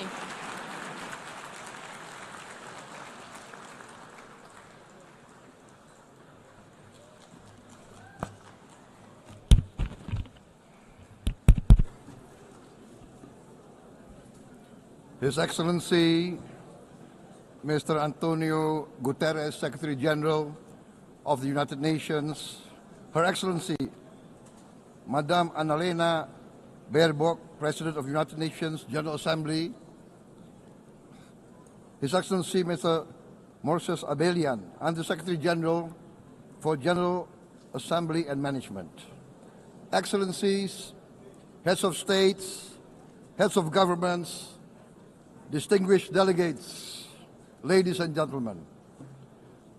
It is indeed a great honor for me to stand in this august General Assembly Hall among leaders and representatives who represent almost all of humanity. We differ in race, religion, and nationality, yet we gather together today as one human family. We are here first and foremost as fellow human beings, each created equal, endowed with unalienable rights to life, liberty, and the pursuit of happiness. The words of the United Nations Declaration of Independence have inspired democratic movements across continents, including the French Revolution, the Russian Revolution, the Mexican Revolution, the Chinese Revolution, and Indonesia's own struggle and journey to freedom. It also gave birth to the Universal Declaration of Human Rights, adopted by the United Nations in 1948. All men are created equal was the creed that opened the way to unprecedented global prosperity and dignity. And yet, in our own era of scientific and technological triumphs, an era capable of ending hunger, poverty, and environmental ruin, we also continue to face today grave dangers, challenges, and uncertainties. Human folly, fueled by fear, racism, hatred, oppression, and apartheid, threatens our common future. My country knows this pain. For centuries, Indonesians lived under colonial domination, oppression, and slavery. We were treated less than dogs in our own homeland. We Indonesians know what it means to be denied justice and what it means to live in apartheid, to live in poverty, and to be denied equal opportunity. We also knew what solidarity can do in our struggle for independence, in our fight to overcome hunger, disease, and poverty. The United Nations stood with Indonesia and gave us vital assistance.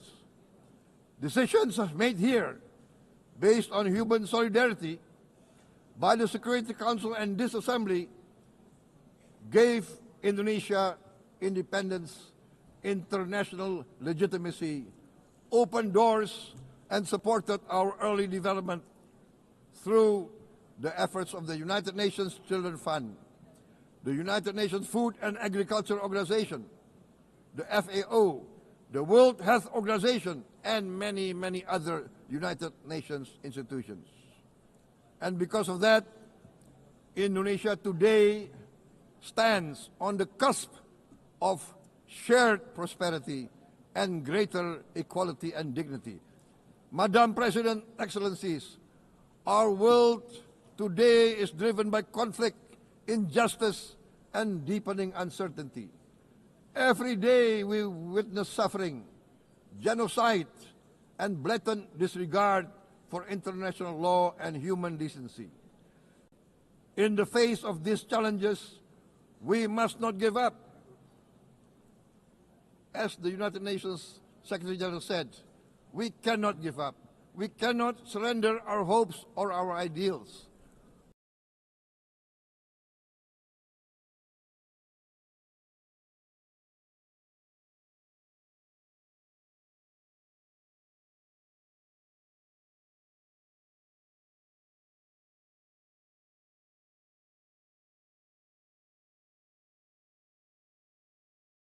We must justice and freedom for all. We remain committed to internationalism, to multilateralism, and to every effort that strengthens this great institution. Today, Indonesia is nearer than ever before to meeting the sustainable development goals of ending extreme poverty and hunger. Because years ago, this very chamber chose to listen and uphold social and economic justice. We will never forget. And today, we must never be silent while Palestinians are denied that same justice and legitimacy in this very hall. Excellencies, Thucydides warned, the strong do what they can, the weak suffer what they must.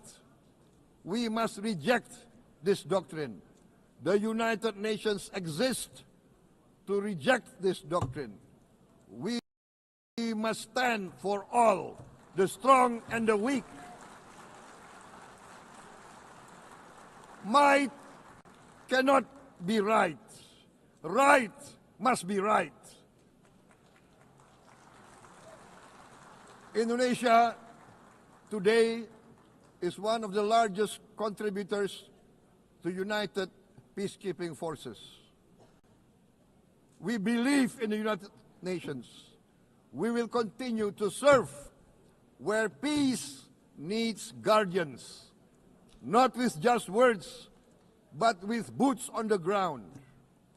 If and when the United Nations Security Council and this great assembly decide Indonesia is prepared to deploy 20,000 or even more of our sons and daughters to help secure peace in Gaza or elsewhere, in Ukraine, in Sudan, in Libya, everywhere when the peace needs to be enforced, peace needs to be guarded, we are ready. We will take our share of the burden, not only with our sons and daughters, we are also willing to contribute financially to support the great mission to achieve peace by the United Nations. Madam President, Excellencies, I propose to this Assembly a message of hope and optimism, grounded in action and execution. Today, we heard the speech of Madam President, the President of the United Nations General Assembly. Yes, it is true what she said. Without the International Civil Aviation Organization, will we be here today? Will we sit in this great hall? Without the United Nations, we cannot be safe. No country can feel secure. We need the United Nations, and Indonesia will continue to support the United Nations, even though we still struggle, but we know the world needs a strong United Nations. The world's population is growing. Our planet is under strain. Food, energy, and water insecurity haunt many nations. We choose to answer these challenges directly at home and to help abroad wherever we can. This year, Indonesia recorded the highest rice production and grain reserves in our history. We are now self-sufficient in rice, and we are starting now to export rice to other nations in need, including providing rice for Palestine.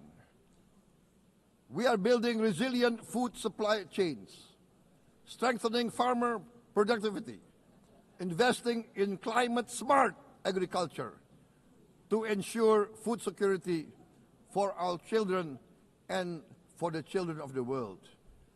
We are confident in a few years' time, Indonesia will be the granary of the world. As the world's largest island state, we testify before you that we are already experiencing the direct consequences of climate change, particularly the threat of rising sea levels. The sea level on the north coast of our capital city is increasing by 5 centimeters every year. Can you imagine in 10 years? Can you imagine in 20 years? For this, we are forced to build a giant seawall, 480 kilometers in length. It will take us maybe 20 years, but we have no choice.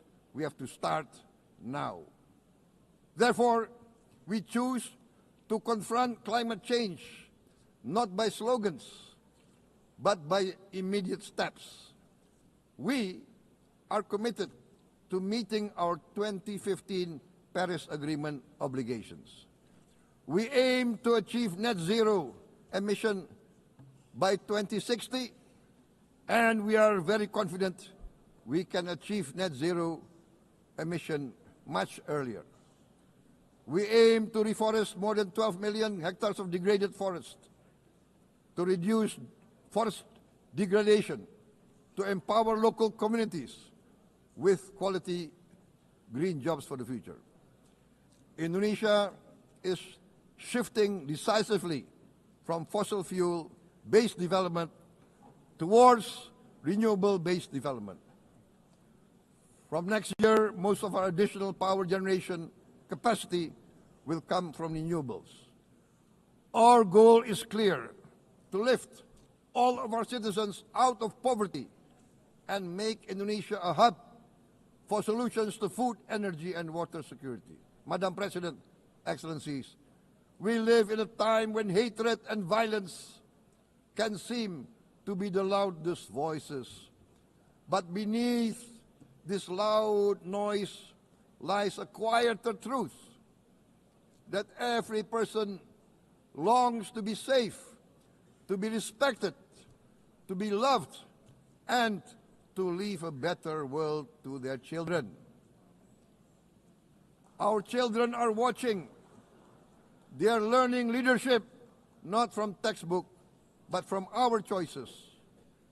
Today, still, a catastrophic situation in Gaza is unfolding before our eyes. At this very moment, the innocent are crying for help, are crying to be saved. Who will save them? Who will save the innocent? Who will save the old and women? Millions are facing danger at this very moment. As we sit here, they are facing trauma. They are facing irreparable damage to their bodies. They are dying of starvation. Can we remain silent? Will there be no answer to their screams?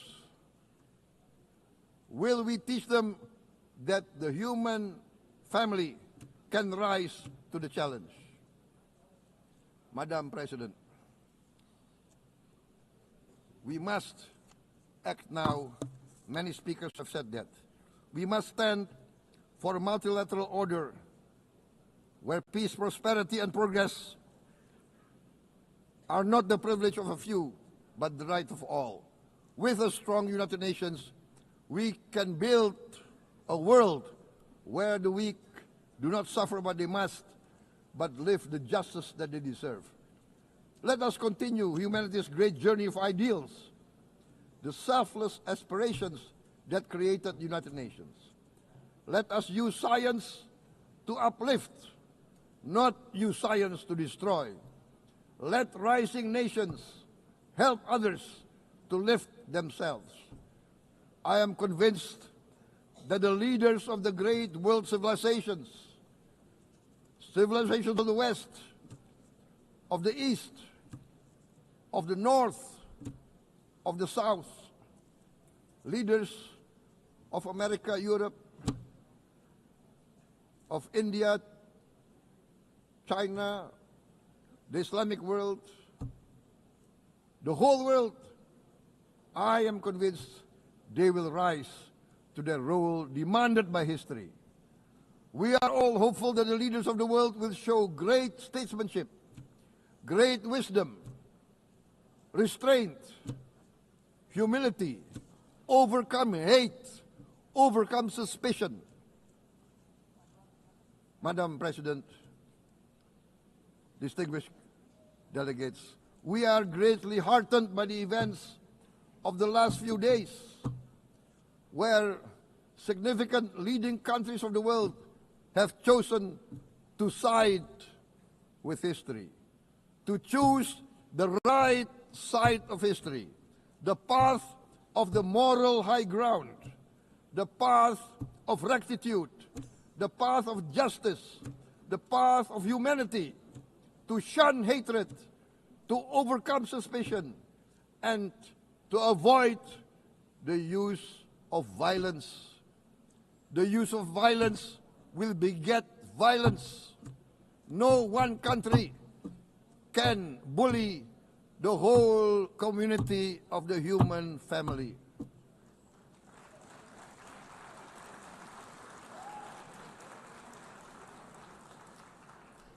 We may be weak individually, but the sense of oppression, the sense of injustice has proven in the history of mankind that this sense of injustice, this sense of oppression will unite into a strong force that will overcome this oppression, that will overcome this injustice.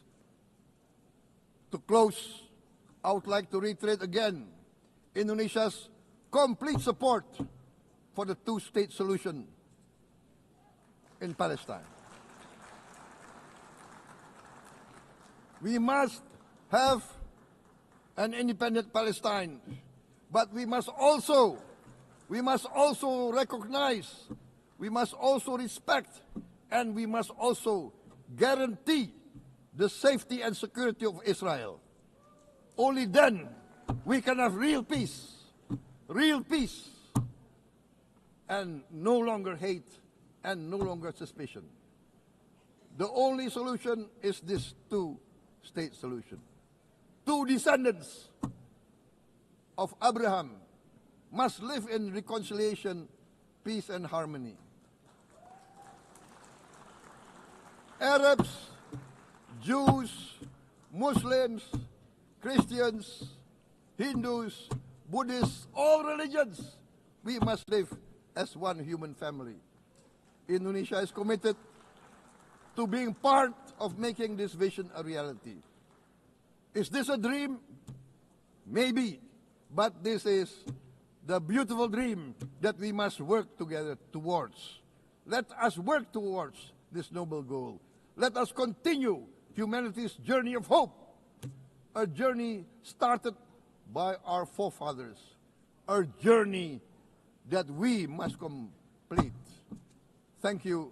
Wassalamualaikum warahmatullahi wabarakatuh.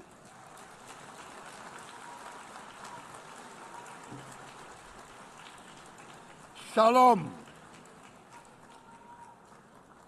Om Santi, Santi, Santi Om. Namo Buddhaya. Thank you very much. May God bless us all. May peace be upon us. Thank you very much. Thank you. On behalf of the Assembly, I wish to thank the President of the Republic of Indonesia.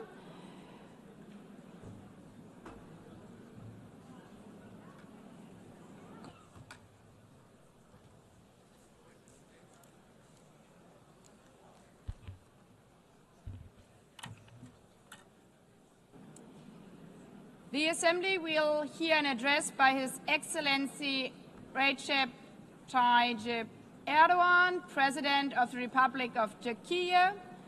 I request protocol to escort His Excellency and invite him to address the Assembly.